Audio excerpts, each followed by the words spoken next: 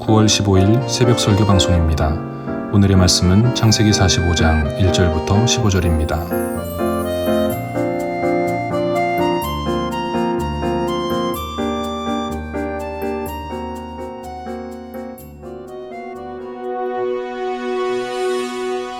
요셉이 시종하는 자들 앞에서 그 정을 억제하지 못하여 소리질러 모든 사람은 나에게서 물러가라 하고 그 형제들에게 자기를 알리니 그때 그와 함께한 다른 사람이 없었더라.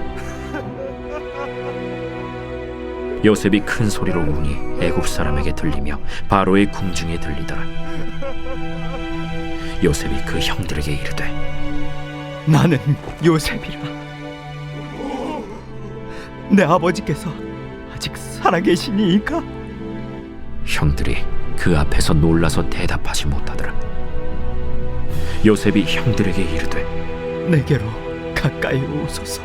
그들이 가까이 가니 나는 당신들의 아우 요셉이니 당신들이 애굽의 판자라. 당신들이 나를 이곳에 팔았다고 해서 근심하지 마소서. 한탄하지 마소서. 하나님이 생명을 구원하시려고 나를 당신들보다 먼저 보내셨나이다. 이 땅에 2년 동안 흉년이 들었으나 아직 5년은 밭갈이도 못하고 추수도 못할지라. 하나님이 큰 구원으로 당신들의 생명을 보존하고 당신들의 후손을 세상에 두시려고 나를 당신들보다 먼저 보내셨느니, 그런즉 나를 이리로 보내니는 당신들이 아니요 하나님이시라. 하나님이 나를 바로에게 아버지로 삼으시고 그 온 집의 주로 삼으시며 애굽 온 땅의 통치자로 삼으셨나이다.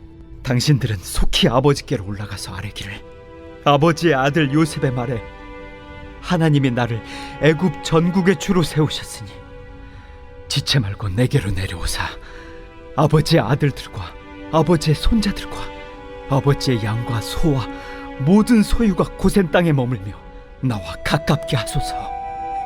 흉년이 아직 5해가 있으니 내가 거기서 아버지를 봉양하리이다. 아버지와 아버지의 가족과 아버지께 속한 모든 사람에게 부족함이 없도록 하겠나이다 하더라고 전하소서. 당신들의 눈과 내 아우 베냐민의 눈이 보는 바 당신들에게 이 말을 하는 것은 내 입이라. 당신들은 내가 애굽에서 누리는 영화와 당신들이 본 모든 것을 다 내 아버지께 아뢰고 속히 모시고 내려오소서 하며 자기 아우 베냐민의 목을 안고 우니 베냐민도 요셉의 목을 안고 우니라. 요셉이 또 형들과 입맞추며 안고 우니 형들이 그제서야 요셉과 말하니라. 샬롬, 좋은 아침입니다. 오늘 말씀은 요셉이 드디어 형들에게 자기의 정체를 밝히는 모습을 담고 있습니다. 처음 형들이 나타난 후 시간이 꽤 흘렀기에 요셉도 더 이상은 참기가 어려웠을 겁니다. 그런데 유다 형님이 아버지를 걱정하면서 베냐민을 보내달라고 자기가 대신 종이 되겠다고 요셉에게 간곡히 부탁하는 걸 보면서 참고 참았던 그 눈물을 터뜨릴 수밖에 없었습니다. 급히 사람들을 내보냈죠. 형제들만 남은 그곳에서 요셉은 감추었던 감정과 마음을 모두 드러냈습니다. 단단히 무장했던 마음을 내려놓고 나니 끝없는 눈물이 쏟아져 나왔고 한동안 멈출 수가 없었습니다. 1절 말씀을 볼까요? 요셉이 시종하는 자들 앞에서 그 정을 억제하지 못하여 소리질러 모든 사람을 자기에게서 물러가라 하고 그 형제들에게 자기를 알리니 그때 그와 함께한 다른 사람이 없었더라. 아무도 없었습니다. 형제들만 남았습니다. 20여 년 만에 처음으로 형제들만 남게 되었습니다. 이제 철없는 어린아이의 모습이 아닙니다. 젊은 청년의 모습도 아닙니다. 다들 자라서 어른이 되었어요. 지난 세월 잘못도 많이 했고 후회도 많이 했고 다들 고생도 참 많이 했습니다. 요셉의 고생은 말할 것도 없고요. 형제들도 지금 먹을 것이 없어서 굶주린 채 양식을 구하러 이곳까지 오게 되었습니다. 알고 보면 모두가 서럽게 살아왔던 그런 지난 날들이었습니다. 형제들만 모인 그 자리에서 요셉은 더 이상 애굽의 총리도 아니었고 보디발 장군의 집에 살던 노예도 아니었고요. 오래전 아버지와 함께 형제들과 함께 살면서 채색 옷을 입고 놀던 그 어린 요셉이었습니다. 서러움에 눈물이 쏟아져 나왔어요. 참았던 그리움에 통곡할 수밖에 없었습니다. 애굽의 총리가 갑자기 소리를 지르며 사람들을 내보내는 걸 보면서 형제들은 이게 무슨 일인가 놀랐는데 이제는 또 갑자기 총리가 대성통곡을 하는 겁니다. 2절 말씀을 보세요. 요셉이 큰 소리로 우니 애굽 사람에게 들리며 바로의 궁중에 들리더라. 얼마나 크게 울었는지, 얼마나 한참을 울었는지요. 요셉의 집 밖으로 그 소리가 들렸습니다. 한 번도 총리가 그렇게 우는 소리를 들어본 적이 없는 애굽 사람들에게는 참으로 놀라운 일이었습니다. 바로의 궁중에까지 그 소리가 들어갔습니다. 그런데 가장 놀란 것은 애굽 사람들이 아니라 바로 요셉의 형님들이었습니다. 3절을 보세요. 요셉이 그 형들에게 이르되 나는 요셉이라 내 아버지께서 아직 살아계시니까. 형들이 그 앞에서 놀라서 대답하지 못하더라. 이게 무슨 소린가요? 한참을 울던 총리가 갑자기 형들이 사용하는 그 히브리 말을 하는 겁니다. 지금까지 애굽의 말만 하던 총리가 통역관까지도 전부 내보내더니 갑자기 대성통곡을 하면서 히브리 말을 하는 거예요. 알아들을 수 있는 우리말을 하는 것만으로도 참 놀라운 일이었는데 그가 처음 내뱉은 말을 듣고는 이 형님들 심장이 멎는 줄 알았을 겁니다. 나는 요셉이라. 형님들은 귀를 의심했습니다. 지금 애굽의 총리가 하는 말이잖아요. 나는 요셉이라. 내 아버지께서 아직 살아계시니까. 아버지 안부까지 묻고 있습니다. 3절 말씀을 보니까 형들이 그 앞에서 놀라서 대답하지 못하더라 그랬습니다. 입이 딱 벌어졌어요. 눈이 크게 떠졌습니다. 너무 놀라서 아무런 대답도 할 수가 없었고 숨도 쉴 수가 없었습니다. 4절 말씀을 보니까 요셉이 형들을 가까이 오게 하죠. 요셉이 형들에게 이르되 내게로 가까이 오소서. 그들이 가까이 가니 이르되 나는 당신들의 아우 요셉이니 당신들이 애굽의 판자라. 가까이 갈 수 없는 사람이었습니다. 애굽의 총리였어요. 그런데 가까이 오라니까 얼떨결에 가까이 갔습니다. 그런데 다시 한번 알아들을 수 있는 그 히브리 말로 그가 말하는 거예요. 나는 당신들의 아우 요셉이니 당신들이 애굽의 판자라. 이제서야 상황 판단이 되기 시작합니다. 가까이에 가서 그 말을 듣고 총리의 얼굴을 슬쩍 봤는데요. 오래전 자기들이 팔아넘겼던 그 동생 요셉의 얼굴이 남아 있었습니다. 요셉이 하고 싶었던 말은 내가 당신들의 아우 요셉이라는 말이었습니다. 그러나 형들에게 더 크게 들렸던 말은 그 다음에 한 말이었겠죠. 당신들이 애굽의 판자라. 당신들이 애굽의 판자라. 이 말만 들렸을 거예요. 그렇구나. 20여 년 전에 비명을 지르며 살려달라고 애원하던 그 요셉, 구덩이에 버렸다가 상인들에게 팔아버렸던 그 동생 요셉이구나. 형들은 그제서야 요셉을 알아보았습니다. 큰일 났구나 하는 생각이 들었을 거예요. 두려웠을 거예요. 반가워할 틈도 없이 걱정부터 몰려왔을 겁니다. 그 마음을 아는 요셉이 형들을 안심시켜줍니다. 5절에서 말했죠. 당신들이 나를 이곳에 팔았다고 해서 근심하지 마소서. 딱 보니까 형님들 얼굴에 근심빛이 도는 거예요. 근심하지 마소서. 한탄하지 마소서. 하나님이 생명을 구원하시려고 나를 당신들보다 먼저 보내셨나이다. 요셉이 형들에게 건넨 위로의 말은 그냥 하는 말이 아니었습니다. 형들을 안심시키려고 하는 빈말이 아니었다는 거예요. 요셉의 진실된 그 믿음의 고백이었습니다. 오늘 우리가 요셉의 모습을 보면서 기도의 제목으로 삼아야 하는 것이 하나 있다면 바로 5절의 고백입니다. 하나님이 생명을 구원하시려고 나를 당신들보다 먼저 보내셨나이다. 전부 다 하나님이 하셨다는 고백이죠. 사랑하는 성도 여러분, 우리에게도 이러한 고백이 있게 해달라고 기도하는 이 아침 되시기를 바랍니다. 우리의 인생 속에서 하나님이 일하신다는 거예요. 그거를 인정하고 그걸 바라보고 그 하나님을 높여드리는 우리 모두가 되어야 합니다. 먼저는 고난을 만나는 것도 하나님이 하신 일이라고 인정하게 하옵소서. 그렇게 기도하시기 바랍니다. 요셉이 5절에서 그 고백을 하고 있어요. 당신들이 나를 이곳에 팔았다고 해서 근심하지 마소서, 한탄하지 마소서. 하나님이 생명을 구원하시려고 나를 당신들보다 먼저 보내셨나이다. 형들이 자기를 팔아 넘긴 일이 하나님이 하신 일이래요. 형들이 한 일이 아니라 하나님이 하신 일이라고 말을 하는 겁니다. 애굽으로 팔려와서 20년 넘게 살게 된 일이 하나님이 하신 일이래요. 쉬운 세월이 아니었습니다. 좋은 추억도 아닙니다. 얼마나 고생을 많이 했는데요. 얼마나 억울한 일이 많았습니까? 아버지와 형들이 얼마나 보고 싶었는데요. 얼마나 기도를 많이 했는지 아십니까? 남몰래 얼마나 많이 울었는지 그 누가 알겠어요. 정말로 외롭고 괴롭고 서러웠던 그런 세월이었습니다. 그런데 지금 요셉이 하는 말을 보세요. 그거 전부 다 하나님이 하셨답니다. 사랑하는 여러분, 우리 인생 가운데 만나게 되는 고난이 있습니다. 그런데 살아계신 하나님께서 눈을 감고 계시는 게 아니잖아요. 주무시는 게 아니잖아요. 살아 역사하신 하나님이 저와 여러분에게도 관심이 없는 게 아니잖아요. 우리의 머리털까지도 전부 셀 수 있는 하나님이 우리의 인생을 감찰하시는 분인 줄로 믿습니다. 나에게 고난이 찾아왔다면 그거 하나님의 허락 없이 올 수 없어요. 내가 환난을 만났다면 그 환난 중에 하나님이 반드시 함께 계신다는 것을 믿으시기 바랍니다. 요셉은 그 믿음이 있어서 늘 고난 중에도 형통하는 사람이라고 인정을 받았던 겁니다. 하나님이 그와 함께 하신다는 것을 모두가 보았고 인정했어요. 우리에게 찾아온 고난도 하나님이 하신 일이라고 인정하는 저와 여러분 될 수 있기를 간절히 축복합니다. 그러면은요, 고난 속에서도 감사하게 되는 거예요. 어려움 중에서도 나와 함께 하신 하나님을 발견하게 되고 그 주님과 동행할 수 있습니다. 하나님은 결코 나를 실망시키시는 분이 아니라는 고백을 할 수가 있게 되는 거죠. 또 한 가지는 나에게 생명과 구원을 주시는 것도 하나님이 하시는 일이라고 인정하게 하옵소서, 그렇게 기도하시기 바랍니다. 우리의 생명을 주장하시는 분은 하나님이십니다. 다른 그 누가 할 수 있는 게 아니에요. 주님이 살리시면 사는 거예요. 주님이 포기하시면 죽는 겁니다. 그런데 우리를 사랑하신 주님께서 우리를 살리려고 독생자 예수님까지도 보내시잖아요.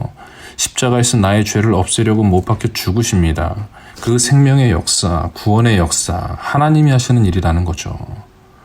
요셉은 7절에서 이렇게 고백하고 있습니다.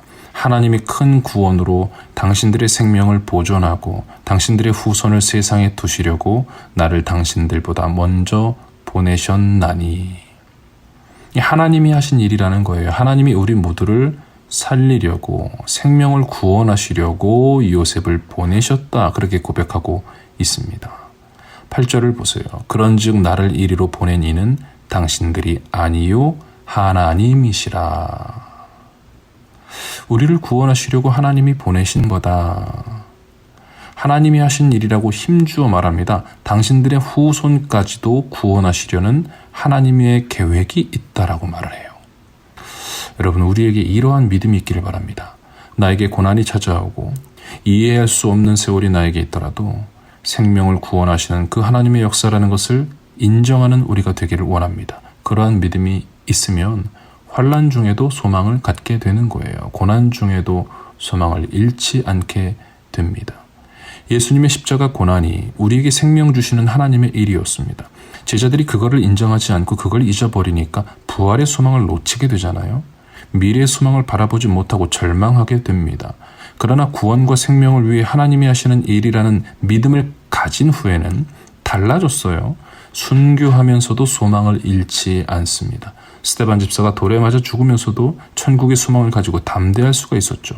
하나님이 하시는 일이라는 것을 알았기 때문입니다. 요셉이 그걸 알았어요. 6절 말씀을 보세요. 이 땅에 2년 동안 흉년이 들었으나 아직 5년은 밭갈이도 못하고 추수도 못할지라. 흉년이 찾아왔습니다. 그러나 요셉은 그 흉년도 하나님이 하시는 일이라는 것을 알았어요.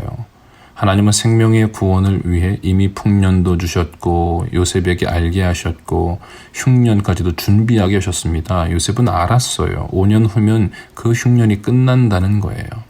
미래에는 소망이 있다는 것을 알고 있는 거죠. 하나님이 하시는 일이라는 것을 인정했기 때문입니다. 저와 여러분에게도 이러한 믿음이 있기를 바랍니다. 그러면은 그 생명을 보존하고 그 후손을 세상에 두시려고 큰 구원을 주시려고 하나님이 일하신다는 것을 감사함으로 바라보게 되는 것이고요. 또 그 생명의 도구, 구원의 도구로 하나님께 쓰임받을 수가 있는 겁니다. 그 믿음을 가지고 사랑하는 우리 북부산 가족들 모두가 큰 구원의 도구로 하나님께 쓰임받는 하나님의 귀한 증인들 되시기를 간절히 축복합니다. 마지막으로 나와 우리의 자녀들이 세상에서 인정받는 자리를 얻는 것까지도 하나님이 하신 일이라는 것을 인정하게 해달라고 기도하시기를 바라요. 요셉은 총리가 되는 것도 하나님의 일로 믿었습니다. 세상에서 인정받는 자리였잖아요. 최고의 자리입니다. 그런데 8절 말씀을 보세요. 그런즉 나를 이리로 보낸 이는 당신들이 아니요 하나님이시라. 하나님이 나를 바로에게 아버지로 삼으시고 그 온 집의 주로 삼으시며 애굽 온 땅의 통치자로 삼으셨나이다. 요셉은 전부 하나님이 하셨다고 고백합니다. 생명과 구원을 위해서 요셉을 애굽에 보내시더니 고난당하게 하시더니 지금은 애굽의 통치자로 삼으셨다는 거예요. 전부 다 하나님이 하셨답니다. 사랑하는 여러분, 우리가 인생 살다 보면 힘든 일도 만나고 좋은 일도 만나게 됩니다. 그거 전부 하나님이 하셨다고 인정하는 여러분 되시기 바랍니다. 사람들은 좋은 일을 만날 때 자기의 잘남이라고 생각하면서 하나님께 감사하지 않습니다. 사람들은 힘든 일을 만나면 하나님이 나를 버렸다면서 주님을 또 원망합니다. 그러나 전부 주님이 하신 일이라고 인정하는 사람들은요, 고난 중에도 감사하고 좋은 일을 만나도 주님께 감사합니다. 우리가 그렇게 살아야 된다는 거죠. 요셉은 모든 일을 하나님이 하신 일이라고 인정하고 있습니다. 그래서 그에게는 감사와 소망이 있었습니다. 용서와 사랑도 있습니다. 15절 말씀을 보니까 감동적인 장면이 나옵니다. 요셉이 또 형들과 입맞추며 안고 우니 형들이 그제서야 요셉과 말하니라. 요셉은 동생 베냐민과도 목을 안고 울었습니다. 그리고 형들과도 입을 맞추며 울었습니다. 전부 다 하나님이 하신 일이라는 요셉의 말을 듣고 나서야 형들이 요셉과 말하기 시작했습니다.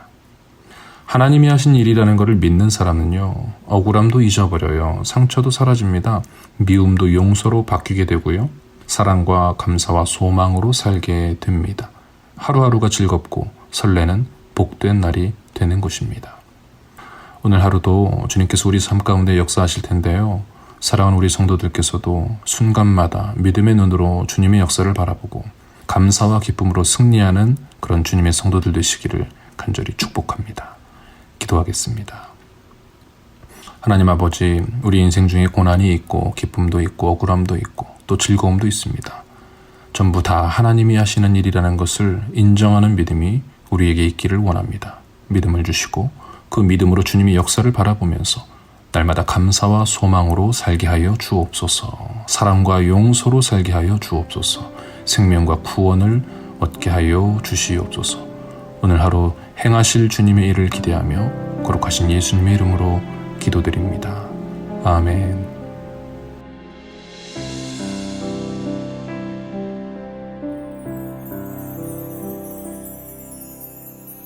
하나님 한 번도 나를 실망시킨 적 없으시고 언제나 공평과 은혜로 나를 지키셨네.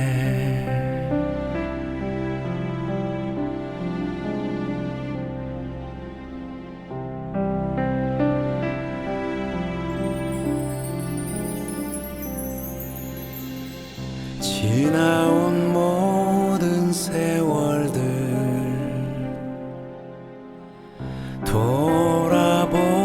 돌아보아도 그 어느 것 하나 주의 손길 안 미친 것 전혀 없네. 오신 신실하신 주, 오신 신실하신 주, 내 너를 떠나지도